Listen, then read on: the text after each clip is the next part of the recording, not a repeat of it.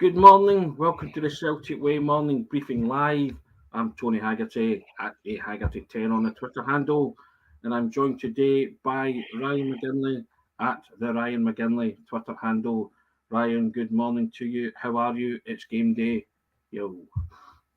It's game day, yeah. Always looking forward to watching Celtic, regardless of who we're playing, regardless of what competition we're in, regardless if we're even in a competition. Whenever Celtic are playing, I'm excited to watch them. So yeah, buzzing for the game tonight. Excellent. Now Celtic travel to Easter Road. Ryan to play Hibs. We'll talk about that in due course. First and foremost, just draw your attention to the strap line running along the bottom, and you can subscribe to the Celtic Way website and support top quality journalism covering the club you love for only £12 for 1 year of unlimited access to everything that's written on the website. It's all for the click of a button, guys. www.celticway.co.uk/subscribe. That's www.celticway.co.uk/subscribe. If you've already subscribed, thank you very much. And we look forward to seeing your comments in the comment section today. And good morning to everybody, as we usually do. And on the website today, I'll just put this up straight away. That's myself and Ryan's predicted 11s for tonight's game. Now, Ryan, Celtic are heading Easter Road. They've played Hibs 3 times this season. Aggregate score of 13-1, a 3-1 win, a 4-0 win, a 6-1 win. But as of late, Celtic haven't produced the goods. Are you hoping that Celtic can reproduce some of that form that they've shown against Hibs and register a 4th Premiership win against them this season? Yeah, absolutely. I'm hoping a wee bit of a return to form as well, because I don't think Celtic have been playing that great recently, especially over the past 3-4 games, you'd probably say. So yeah, I'm hoping we can get a win. Hopefully we can get a couple of goals and a wee bit of a better performance. Just leading up to the cup final. I know we've been talking about we can't let complacency creep in. I think we have done a wee bit, but yeah, if we put in a good performance, then it sets us up nicely for Trophy Day on Saturday, and then the cup final the week after. So tonight would be a great place to start with regards to a good performance. But we've played well against Hibs already this season, so I'm hoping they're just one of those teams that we just up our game against. Scott Caplan comes in and says Celtic have been in holiday mode, but I think get a reaction from the team tonight. I'd like to think so, Ryan. Past couple of performances not been great, but the manager spoke yesterday and he was talking about, well, they've kind of won the title, haven't they? They set out to do what they needed to do, and yeah, well, the rest of it's just junk, mate. He called it. He gave somebody the mate treatment yesterday, which I quite enjoyed. It was quite funny, and he even smiled. That was just kind of wry and dry, droll sense of humour coming through again. But there you have it. Now, your own team, Ryan, you have brought in or made a couple of changes, haven't you? Brought Kobayashi back, haven't you? Mm-hmm. And you've brought Iwata into the midfield and Owen Haksabanovic up front. Is that right? Yeah, players that I really do want to see. I've kind of been banging this drum for a wee while now. There's players that I just want to see, especially now that we're at the end of the season. Games don't really mean as much as what they did a couple of weeks prior. I want to see players like Haksabanovic, who I have been excited by when he's came off the bench. I want to see him take his opportunity if he is given a start. I wrote about him yesterday. I wrote a piece about him, basically comparing what he brings to the team to what Maeda brings to the team, and the two are so different. It's if Andrew's looking for defensive stability and running off the ball, then he'll go for his mate Maeda. But if he wants a wee bit of the X factor, he'll go for Haksabanovic. I just think Haksabanovic is more of like a joker card, or more like he's one of these guys that can break open a defence with one move. I really do want to see him more. I'm trying to think of other changes that I made. Up front. Yeah. I just want to see him sort of get retribution for that miss against Rangers. I want to see him get a couple of goals and really reignite in his Celtic career, because I've made this point before a couple of times, but if he'd scored that goal against Rangers, the only chance that he did have at Ibrox, then he would have been on 2-2 and everybody would have been talking about him as if maybe he should be in the team ahead of Kyogo. But because he hit the post, he's now been labelled a dud in some quarters, which I just can't agree with. I think there's so much more to come from him, and then with Iwata, as much as I thought he did impress in some areas in defence, especially with his passing the other day, I think defensive midfielder is his position going forward, and I'd like to see him sort of get another chance in that position at Easter Road. But yeah, I think whatever team Ange goes with, he'll be wanting to win and put on a good performance for the travelling support. Yeah, so your team was Hart, Ralston, Starfelt, Kobayashi, Taylor, McGregor, Iwata, Hitachi, wasn't it? Mm-hmm. I'd quite like to see him further up. Yeah, I'd like to see him as the highest midfielder. Jota, O, and Haksabanovic, wasn't it? Mm-hmm. Yeah. Now my team was Hart, Ralston, Starfelt, Kobayashi, Taylor, McGregor, Hitachi, O'Reilly, Jota, Kyogo, and Haksabanovic. I brought Haksabanovic in as well. So 2 changes are bringing back Kobayashi and bringing in Haksabanovic. Although, to be fair to Dyson Maeda, he did score a beauty the last time he was at Easter Road. He did, absolutely. In the 4-0 game after missing an absolute sitter. So yeah. That's Maeda for you. That is Maeda in a sentence, or in a nutshell. He'll do that. He'll miss from 2 yards, but he'll score from about 40. Yeah, so guys, get your teams coming in, yourself in the comments section. I think somebody already put their team in. Andrew Gallia put his team in. Bain, Kobayashi, Starfelt, Iwata, Taylor, O'Reilly, Hitachi, Barnaby, O, Haksabanovic, and Jota. On that note, Ryan, about the team, the manager spoke yesterday saying Alistair Johnston was making good progress. Sounds promising that he could be in line for the cup final. So we wish him well with that. And Pete McGee, don't you want us to win tonight, Ryan? Your team selection. There you go. But hey, it's all about opinions, isn't it? The manager will pick the team that he deems fit. Hazel Finn come in. Hope Kobayashi's back in. Morning, he's already doing. Definitely see more of Haxa too. Michael Ross, Haxa have been a wee bit underwhelming, let's be honest. And Big Red, there's more to come from him, but don't hit the post. Them's the rules. There you go. So Pete McGee saying, morning Pete, Haxa has a couple of chances and wasn't visible, in my honest opinion, Ryan. He's an impact sub as far as I can see. Jason Lee saying, he's been here a few months, he's not fully integrated into the system yet. So lots of opinion on the team and who should play. Plunge McNugget saying AJ back for Sunday, and then he's saying, I think we'll see the best of some of these players next season. I think that's very true. Maida, a world-class fullback being played out of position. There you go. Scott House said he'd like to see Seagrees get a game. So yeah, we comment and we put up our predicted 11s every game. So let's hear your own guys. Do you think guys like Haksabanovic deserve a start? As Ryan and myself have said, we want O's to start. But speaking of my choice up front, Kyogo, he won the Singe Premiership Player of the Year. Ryan, he continues to dominate the Player of the Year awards and won the Manager of the Year. And Kyogo said yesterday that Celtic, he in particular, is still chasing down the Lisbon Lions record. Now, the Lisbon Lions scored 111 league goals in season 1966-67. And I think Celtic at this moment in time have got 107. They need 4 more goals to match that record, 5 obviously to overtake it. 2 games left.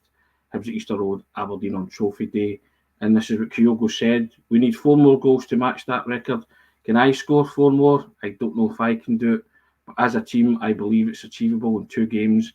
I know there's a lot of history at this club and a lot of great achievements from great teams like the Lisbon Lions. Teams like that one are the reason the club is where it is today, and it's the reason we are all here today. You see the pictures on the wall around the stadium, and you hear a lot about the great history they made. I will be glad if one day my picture is on the walls as well, but there are many things I need to do before then. That's got to be my focus. It would be nice to get the record, but if we want to enjoy such a moment, we need to do well in training and produce performances in the matches. Sounds like a man that's going for it, Ryan. if he plays and wants to be a part of some kind of special history. Say Lisbon Lions played 34 games, season 66-67, scored 111 league goals. Celtic play 38 league games. They're currently on 107. It's something to go for the end of the season, isn't it, Ryan? Which is good. Yeah, and it really does. It really does make me happy to hear Kyogo say things like that, because you can read between the lines with the comments that he's making. You can see that he's totally integrated himself, just like Jota, into the history of the club. The fact that he's actually went back and listened and talked about the Lisbon Lions, and the fact that he's trying to break that record. They're kind of standing on the shoulders of giants, you would say, with regards to that record. So it's great to see that they're interested in learning about the history, rather than just seeing Celtic as a sort of payday or seeing Celtic as a stepping stone. And for me, it sounds as if that Kyogo is in no rush to go anywhere. The way he's talking about having his picture up on the wall, the only way you can achieve that is if you're there for an extended amount of time. So if that's the case, then I'm all for Kyogo trying his best to getting a poster on the wall at Celtic Park, that's for sure. But yeah, he comes across really, really well.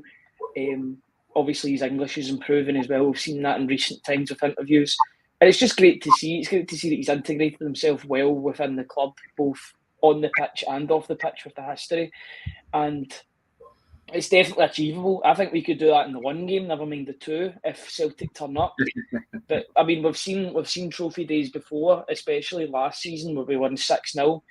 Celtic sometimes put on a show when it's a showpiece game, like trophy day, when you're going to get a trophy at the end. So I think if there's any chance of breaking it in the one game, I think it'll be that. But it'd be good if we got closer to that total starting tonight against Hibs. Do you like watching Glasgow Celtic putting on a show, Ryan? Yeah, is that what you're saying there? I was reading. I enjoy nothing more. Steve McGilly coming in and talking about and saying, the cracking shot on Saturday that Carson palmed onto the post. I did, yeah. That he and Iwata will be judged next season. A lot of the regulars need to step up, not just the newbies, and I totally agree with that. Next couple of games, see some of the regulars, and that's why I hope Kyogo plays, because I think he's busting the gut to try and break that Lisbon Lions record, and it would be nice if they maybe equalled it, Ryan. Don't know if I want to see them shatter it. I'm not so sure. Records are there to be broken, Tony. Records are there to be broken. I know they are there to be broken, but that's such a special team, isn't it? And it is. And for what they did. So I would like to see them on a par with that team in terms of the goal scoring. Maybe that's just me. That's the old romantic in me, isn't it? Or just the old guy in me, basically. I wasn't going to say that. I would never say that about you, Tony. I got there before you did. I got there before. Now, yesterday as well, Ange faced the media and he was in all sorts of playful mood, wasn't he? And he was asked a particular question about some Rangers players that were leaving, and his response, I just think, has to be flagged up and discussed, Ryan, because this is what he said. He was asked about Ryan Kent and various others leaving, and he said, "I don't know why that would even concern me, to be honest. This time last year, Rangers were in a Europa League final and a Scottish Cup final, and they strengthened after the season, didn't they? So does anybody really care? Like, seriously? We didn't start favourites in my first year and probably weren't overwhelming favourites this year. So people will say what they want, mate. Everyone has got a plan until they are punched in the nose, and then you kind of reassess from there. When we start next year, when the games start, everyone will see who's really strong and who isn't strong and all that sort of stuff. Right now, league-wise anyway, it's the equivalent of junk time, mate. So we just got on with it." Now, that was two mates contained within that one sentence, because he was asked how strong did he think Rangers' challenge would be next season. And I have to agree with him, Ryan. I have to say, why would Ange be interested in a question of how strong is Rangers' challenge going to be next season? I can't for the life of me understand where the particular person was coming from in that by asking that question. And I think it got the answer it deserved. Triggered a few people as well. But, I mean, he's the Celtic manager, for goodness sake. He is the Celtic manager. So, indulge him in questions about his football club, his tactics, his players. He loves nothing better than to speak about football, tactics, players, and all sorts of stuff. So flicky switch, but I listened to that yesterday and I was just like, wow, is this seriously, a question put to the Celtic manager about all the Rangers players that are leaving and their title challenge next season? I kind of listened incredulously at that, and then I listened intently to what the manager said, because he gave the biggest smile ever, didn't he? Alongside the two mates, they kind of know exactly where he was coming from on that. Yeah, I think in terms of the metrics, expected mates, if expected mates is sitting at 2, then you're in trouble. I can guarantee you, he's not. Every 3 mates in your eye, kind of 3 strikes. Pretty much, yeah. It's one of those ones. Yeah, I don't understand the question, and I don't know why. Like, have you not watched any of Ange Postecoglou's press conferences over the last 2 years? It feels as if we're going over old ground. Why are you asking him about Rangers? He's the Celtic manager. I just don't think that question would have been asked the other way about for Michael Beale. See if 2 or 3 players left Celtic, I don't think that question would have been posed to Michael Beale. They would indulge in how good his team would be next season rather than Celtic losing players. So I don't understand it at all. You're there at a press conference to ask the Celtic manager, who are chasing a treble, about Celtic, and instead you're asking about a team that have won nothing this season. They've fell behind Celtic in every single competition the 2 teams have faced themselves in. I don't get it at all. What is the relevance? And that's why I brought it up, Ryan, because it baffled me as well. It was about relevance, basically, and I've often said before that when you sit in front of Ange, don't waste his time.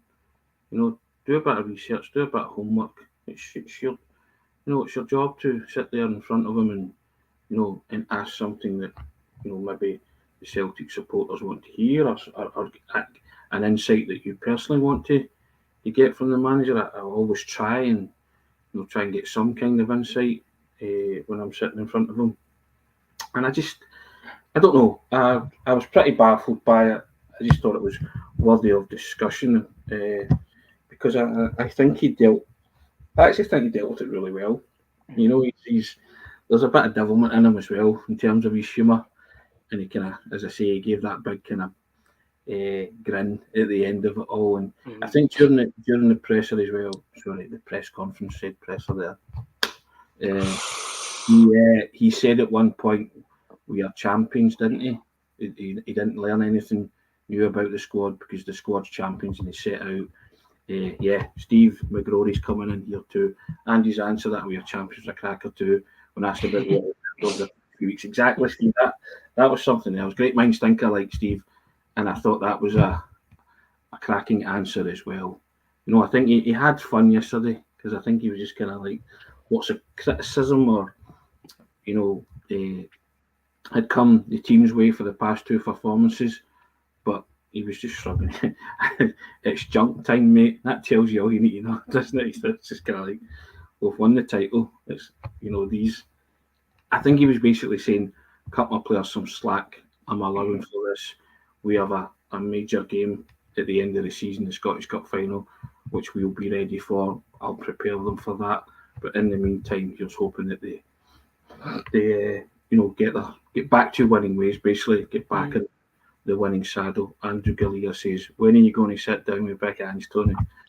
I'd love that. I'd love nothing better, but I think he's the kind of guy that, don't know if he does a lot of sit-downs in terms of one-to-ones, but believe me, I would love nothing more than to sit down with him. I'd love to get him on the Celtic Way morning briefing live.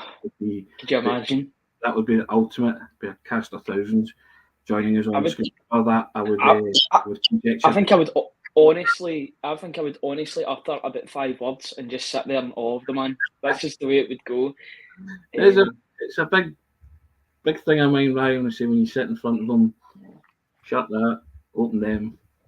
Put it out. Unless that you are asking a question that obviously that's your job and you do as a journalist. You ask questions, but I genuinely am interested in his answers to every question he gets. But I think some questions are better than others, aren't they? So, but yeah, I won't rest until we get them on the morning briefing live, Ryan. Eh? Brilliant. That would be some cool, wouldn't it? But yeah, we'll see how it goes. But hey, Punch McNugget, what is wrong with the word mate? Nothing wrong with the word mate. It's just the way Ange says it. There's good mates and there's bad mates. The way he says it. So there's a graph. I don't know if you've seen the graph in the past couple of months or so, but there is a matometer or matograph. So it shows you you can kind of work out who's been caught. Depends who's been called mate with how he actually feels. It's quite funny in that way. But I've had mate a couple of times, but I think it's been in more the endearing way, or at least I hope so. Oh, I've had a couple of good mates. I've had a bad mate, which happened to be at the same venue. Be there tonight at Easter Road for the 0-0 game. So it's yeah. Oh, listen, I don't think you've lived until you've had that. You know, so it's kind of rites of passage. You know, you learn that. That's the only way you learn. And I learned that day not so much waste his time, but I was a wee bit critical of the team, but he wanted to know why I was being critical, and then I wanted to know why he was seeing something that I wasn't. So I asked him, okay, what is it you're seeing that I'm not? And to be fair to him, he explained to me what he was seeing after I had said to him, tell me what I'm not seeing. And then kind of went out in the corridor and I said I wasn't being disparaging. I'm genuinely what you know, and he was like, no, it's fine. He was pretty cool after that, you know. So Patrick McGowan coming in, you can have an aggressive mate. You can indeed say that's the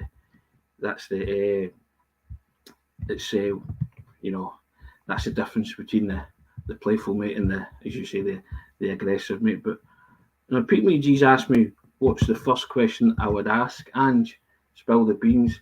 That's something I'd need to go away and think about, because off the top of my head I've got lots of things I want to ask him, but I don't know. You know, the first one would have to be a bit of a zinger, wouldn't it, Ryan? Of course.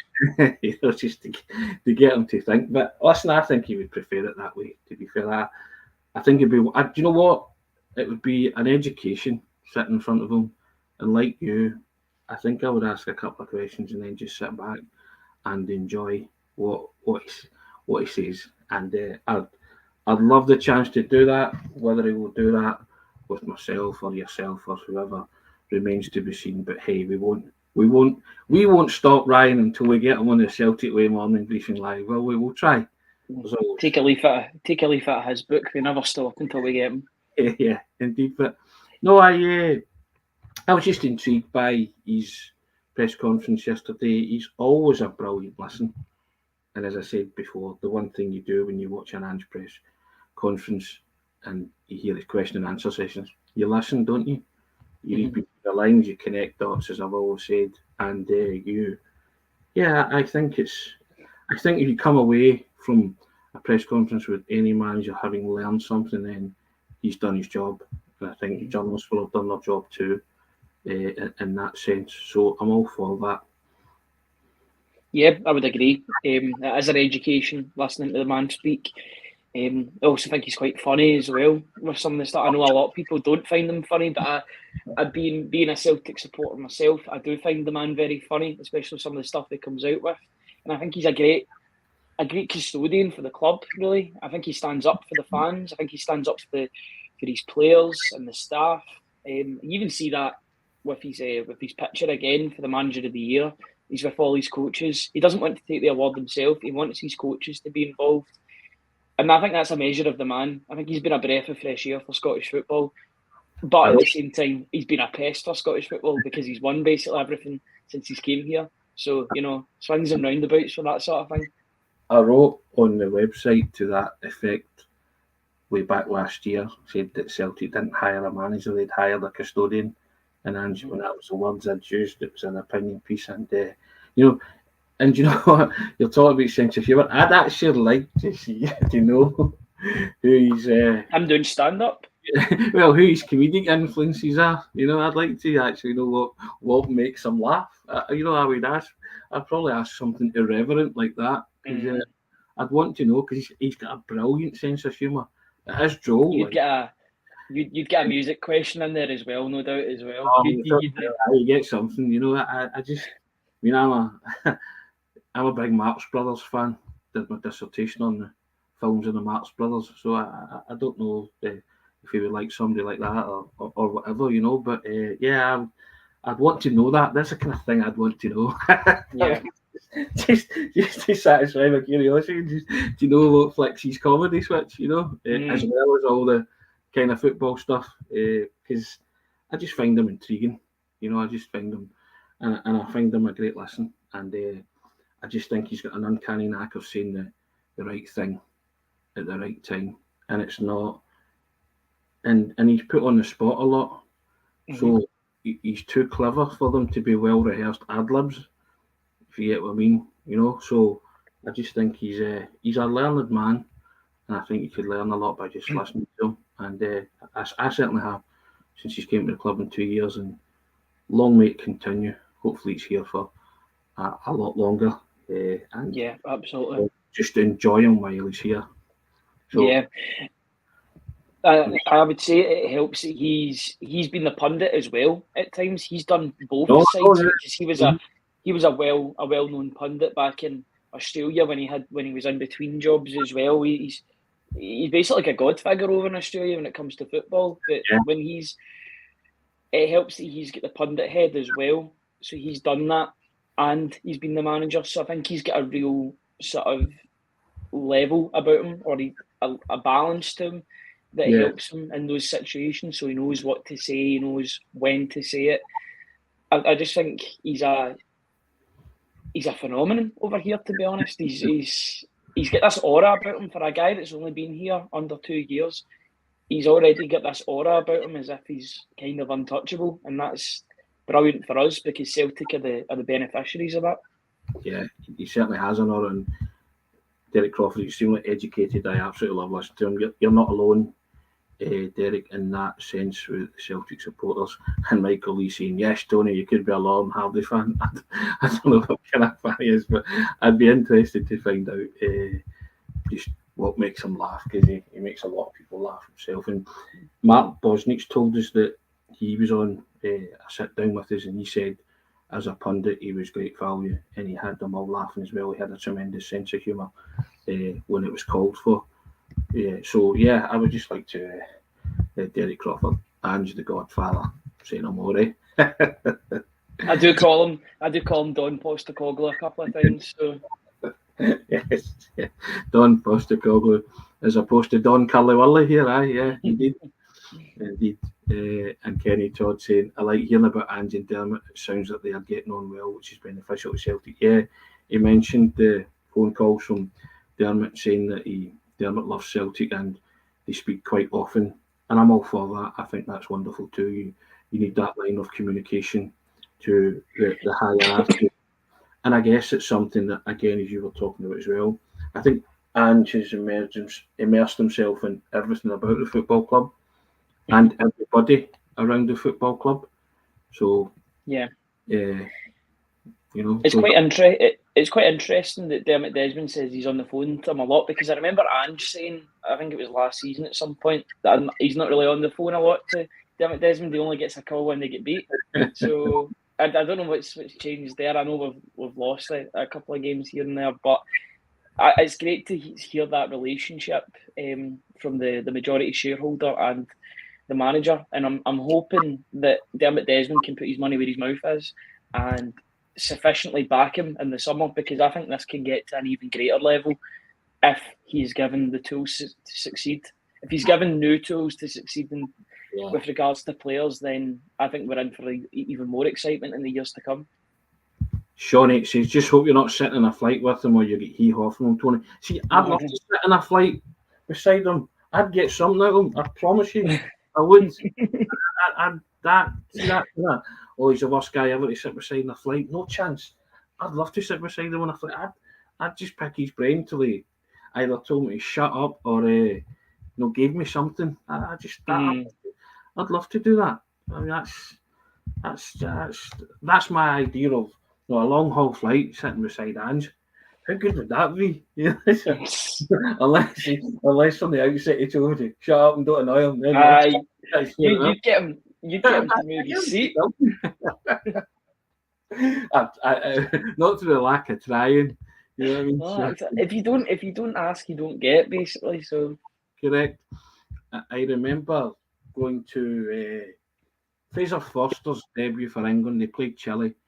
They lost 2-0, and I was sent to Wembley. It was a Friday night, and we did that, and it was great. It was the first time I'd have been to the new Wembley and stuff like that. And coming home, Sir Trevor Brooken was on the flight, and I thought, I'm going to have to ask Trevor Brooken about Fraser Forster.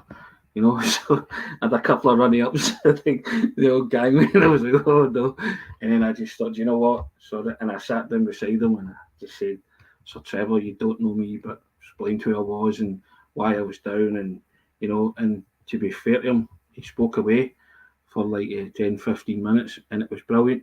Then I said to him after it, thank you so much. I said, I'll leave you to enjoy the rest of your flight. He's like, no, you can sit there if you want, it's fine. And we just sat and blathered away. And brilliant.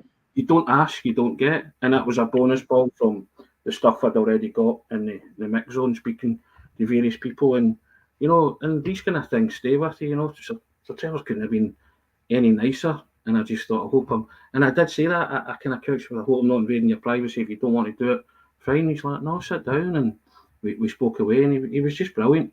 So you know, if you don't annoy them per se, or if...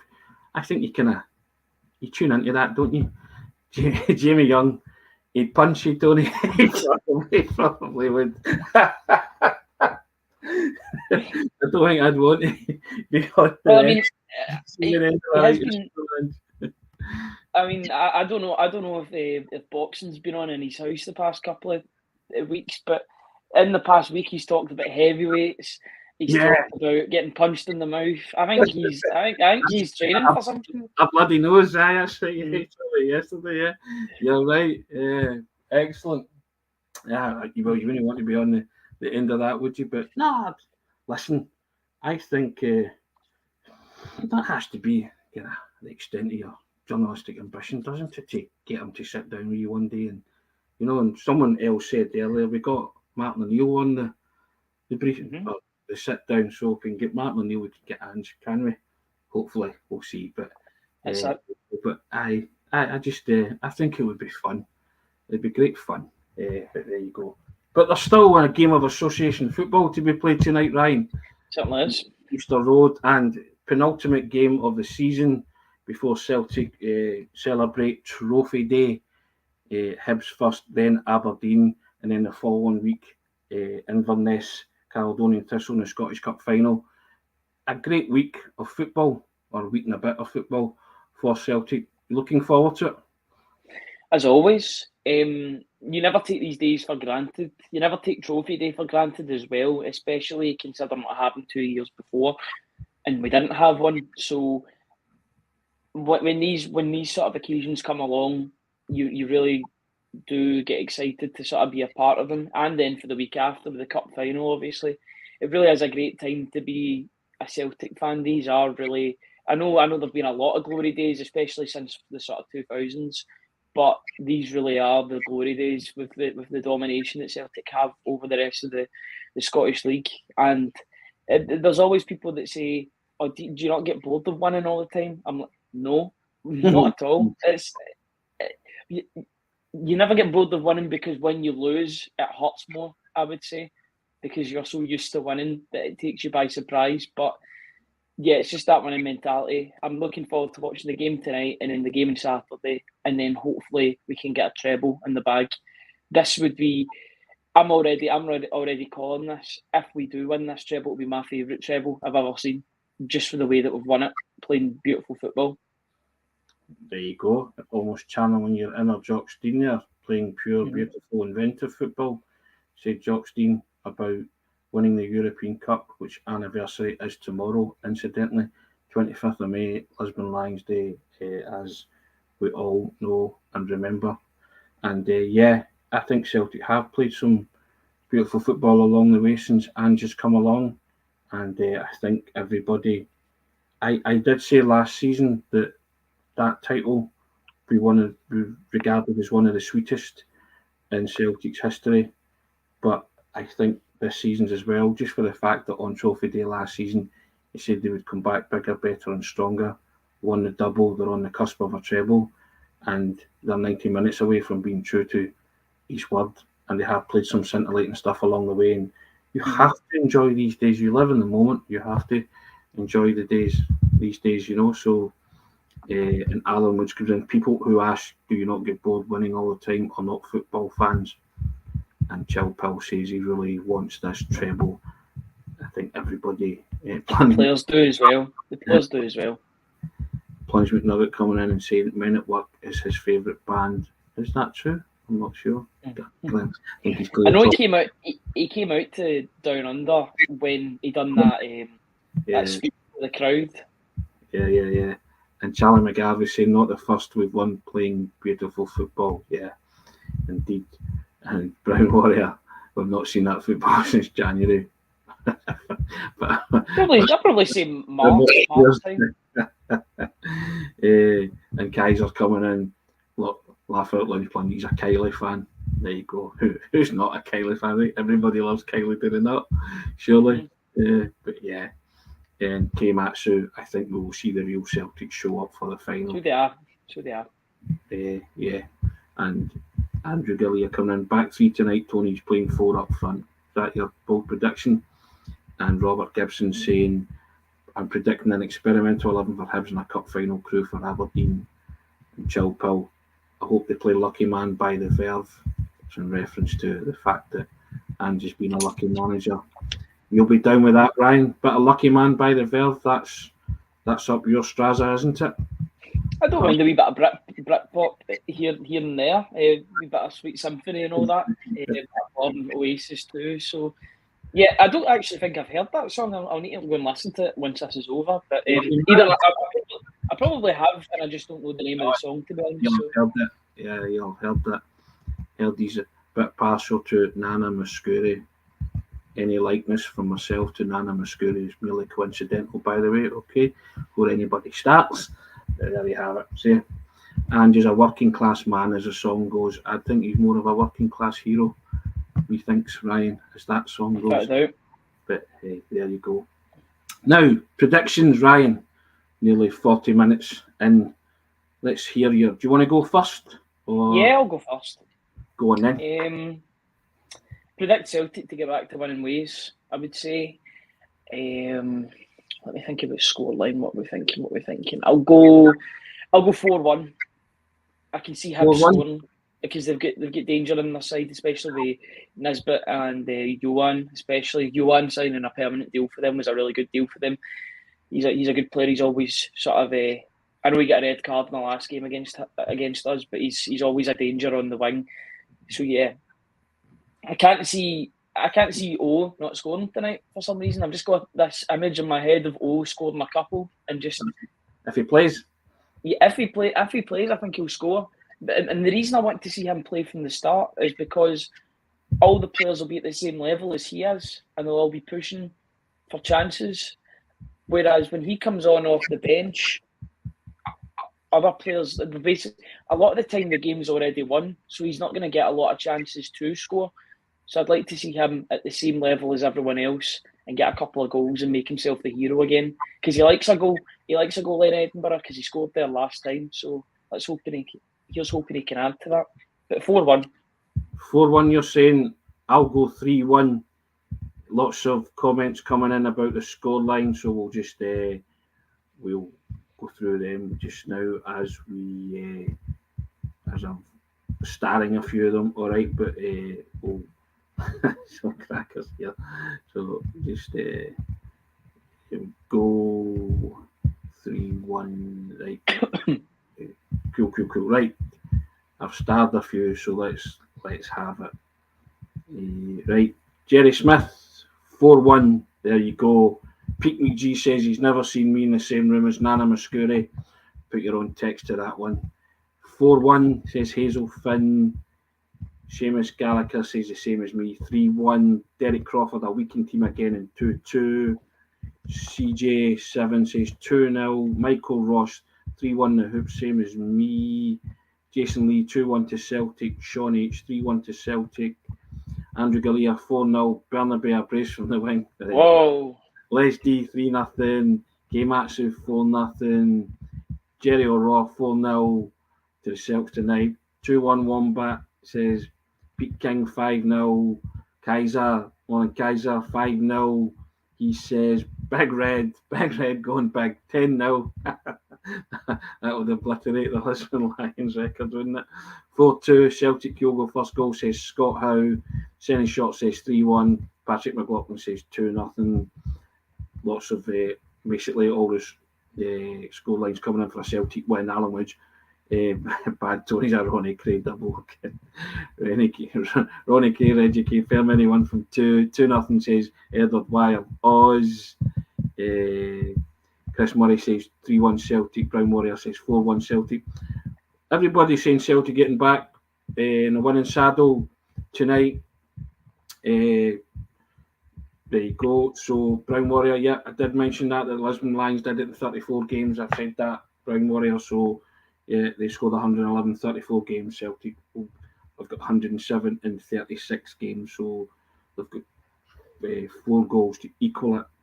38 games, obviously. So there you go. Robert Gibson, O2 scores 7. That's just like, some wild predictions, some realistic ones.